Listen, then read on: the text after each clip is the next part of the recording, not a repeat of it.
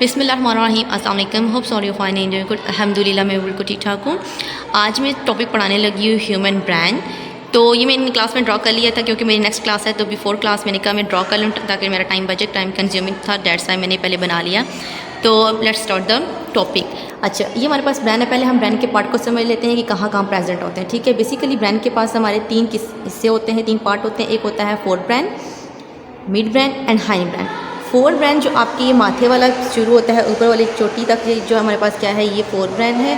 दरमियान में आपके पास मिड ब्रेन है और जो पीछे है गर्दन के ऊपर वो आपके पास हाइंड ब्रेन है। तो ये तीन पार्ट होते हैं। अब इन पार्ट्स के अंदर कौन कौन चीज़ें हैं वो हम देखते हैं।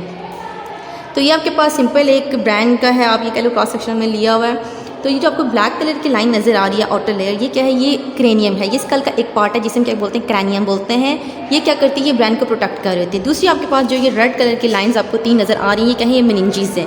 मेनिंजेस क्या करती है, ये आपके पास ट्रिपल लेयर्स होती हैं। ये थोड़ी सी सॉफ्ट होती हैं, कुशन की तरह एक्ट कर रही होती हैं। ये ब्रेन को प्रोटेक्ट कर रही होती हैं ताकि, क्योंकि स्कल के साथ अगर लगे जो आपके पास ये क्रेनियम था ये थोड़ी सी हार्ड होती है, तो ब्रेन जो है वो तो सॉफ्ट है इसके पार्ट, बाकी सारी चीज़ें, तो वो अगर ब्रेन के स्कल के साथ लगेंगे तो वो हार्ड पार्ट है तो उसको डैमेज करेगा। तो डैट्स वाई इसके क्रेनियम के बाद में क्या होती हैं, मेनिंजेस होती हैं जो कि उसको प्रोटेक्शन प्रोवाइड कर रही होती हैं। बल्कि जो मेनिंजेस हैं इनके दरमियान में, ठीक है, इनके दरमियान में क्या प्रेजेंट होता है, सीरिब्रो स्पाइनल फ्लूइड। ठीक है, CSF जिसे बोलते हैं, सीरिब्रो स्पाइनल फ्लूइड। ये क्या करता है, ये एक्ट कर होता है एज अ कुशन,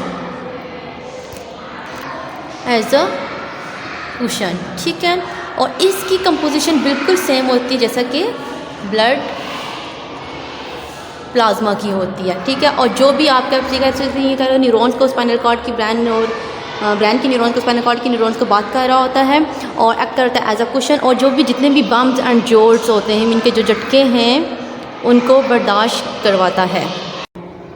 अच्छा जी, तो सबसे पहले हम डिस्कस करते हैं फोर ब्रेन को। तो फोर ब्रेन का पहला पार्ट है जी सेरिब्रम। ठीक है, क्या है, सेरिब्रम। ये जो आपको ग्रीन कलर की कन्वोल्यूशंस नज़र आ रही हैं, फोल्ड नज़र आ रही है, क्या है, ये सेरिब्रम है। लार्जेस्ट पार्ट है ब्रेन का, दैट इज़ सेरिब्रम। अच्छा, सेरिब्रम में आपको ये जो कन्वोल्यूशंस नज़र आ रही हैं, फोल्डिंग नज़र आ रही हैं, इनमें कुछ छोटी होती हैं, कुछ बड़ी होती हैं। जो ज़्यादा डीप होंगी, ज़्यादा बड़ी होंगी, उनको हम क्या बोलते हैं, फिशर बोलते हैं। और जो छोटी फोल्ड्स होंगी या ग्रूव्स होंगे उनको हम क्या बोलते हैं, सल्कस बोलते हैं। इसके बाद एक और पार्ट आता है, ये वाला जितना भी ग्रीन एरिया है वो सारा फोर ब्रेन का है, तो मैंने ग्रीन मार्कर से ड्रॉ किया है।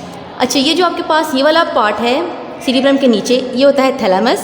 थैलेमस के साथ ही क्या लगा हुआ है, हाइपोथैलेमस, ये हाइपोथैलेमस। ठीक है, थैलेमस के नीचे क्या कौन सा पार्ट होता है, हाइपोथैलेमस होता है। और यहाँ हाइपोथैलेमस एक आर की फॉर्म में, ठीक है, एक आर की फॉर्म में स्ट्रक्चर आर होता है जिसे हम क्या बोलते हैं, लिम्बिक सिस्टम बोलते हैं। तो आपके पास एक आर्क आ रही है, ठीक है, थैलेमस के से होती हुई हाइपोथैलेमस से निकल रही होती है और ऊपर थैलेमस को कवर करके भी आर्क आ रही है जिसे हम क्या बोलते हैं, लिम्बिक सिस्टम बोलते हैं, LS बोलते हैं। ठीक है, और इसके तीन पार्ट होते हैं जो कि लिम्बिक सिस्टम बना रहे होते हैं। ठीक है, अब पहला जो पार्ट है वो क्या है, वो एपिडाला है।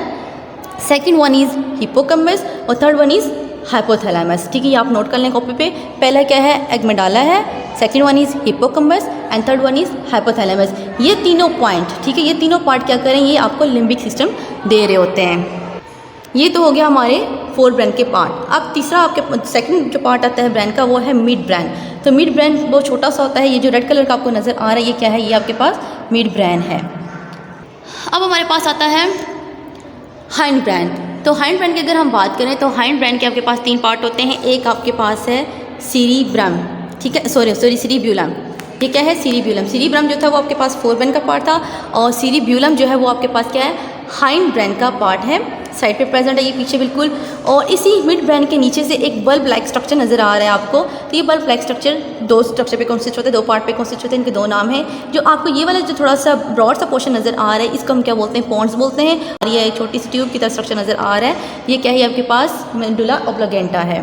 तो ये आपके पास तीन जो स्ट्रक्चर हैं ये किसके, ये हाइंड ब्रेन के हैं, पोन्स, मेडुला ऑब्लोगेंटा एंड सीरिब्यूलम। ये आपके पास मिड ब्रेन के पार्ट हैं।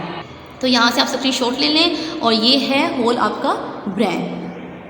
आज हम करेंगे जस्ट फोर ब्रेन को डिस्कस। तो सबसे पहले हमने इसके पार्ट्स को देख लिया है, अब हम देखने लगे हैं इसके फंक्शंस को कि क्या कहते हैं। सीरिब्रम, सीरिब्रम हमने बोला था ये क्या है, ये largest part of the brain है जो कि दो हिस्सों में डिवाइड हुआ है, टू हाफ्स के अंदर डिवाइड हुआ है। उनको हम क्या बोलते हैं, हेमिस्फीयर बोलते हैं। ठीक है, दो हिस्से जो होंगे सीरिब्रम के, इस तरह से दो हिस्से होंगे, उसको हम क्या बोलते हैं, हेमिस्फीयर बोलते हैं।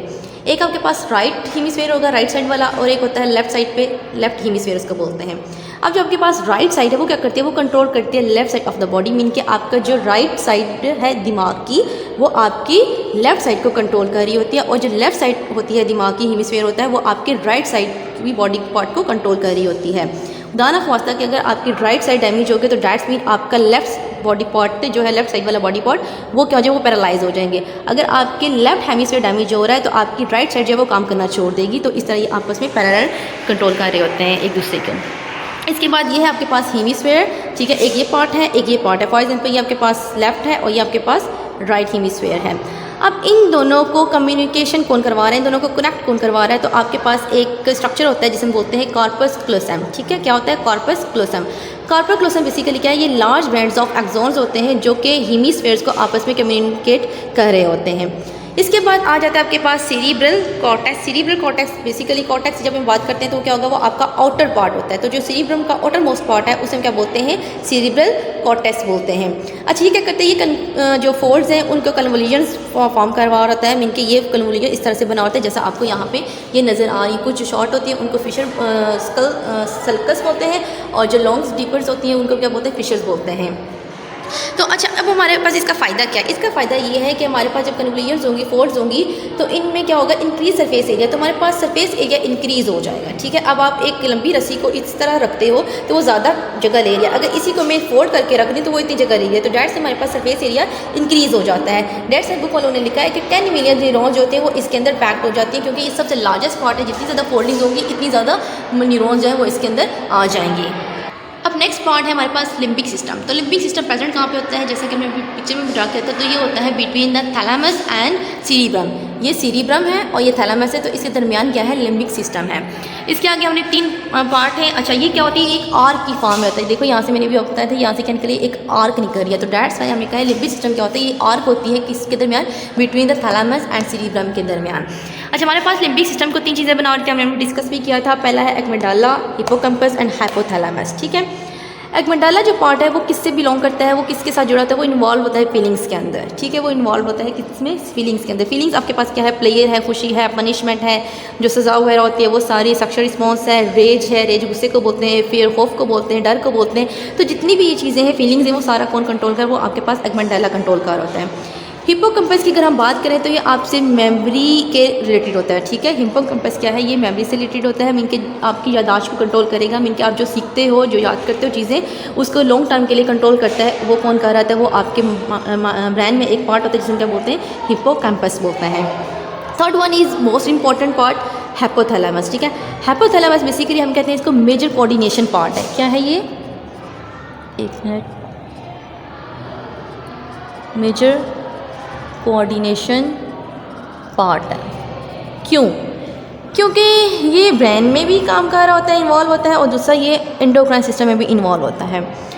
एंडोक्राइन सिस्टम से मुराद क्या कि ये क्या करता है, ये हार्मोन्स की प्रोड्यूस भी कर होता है, हार्मोन्स की प्रोडक्शन भी कर होता है, हार्मोन्स बना भी होता है, और दूसरा ये ब्रेन के अंदर होता है, क्या करता है, ये नर्व इम्पल्स को भी जनरेट करता है। तो डेट्स हम कहते हैं जो हाइपोथैलेमस है ये क्या है, ये मेजर कोऑर्डिनेशन पार्ट है ब्रेन का, जो क्या करता है, नर्व इम्पल्स को भी जनरेट कर रहा है और हार्मोन भी बना रहा होता है, वो भी प्रोड्यूस कर रहा होता है।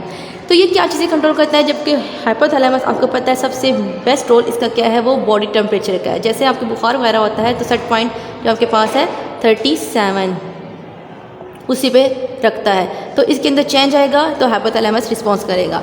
तो पहला जो मेन फंक्शन है इसका वो क्या है, वो हाइपोथैलेमस का बॉडी टेम्परेचर को कंट्रोल करता है, आपकी भूख को कंट्रोल कर रहा है, हंगर थर्स्ट प्यास को कंट्रोल कर रहा है, स्लीप साइकिल को कंट्रोल कर रहा है, वाटर बैलेंस को भी मेंटेन कर रहा है, और मेस्टर्नल साइकिल को भी कंट्रोल करता है। ये फीमेल रिप्रोडक्टिव ट्रैक में एक साइकिल है जो हम आगे रिप्रोडक्शन में डिस्कस करेंगे डिटेल में। सो होप सो आपको आज का लेक्चर समझ आ गया होगा। इंशाल्लाह हम नेक्स्ट टॉपिक जो है डिस्कस करेंगे about mid brain and hind brain. बहुत सारा खैर कि अपना दुआ में याद रखिएगा। अल्लाह हाफिज़।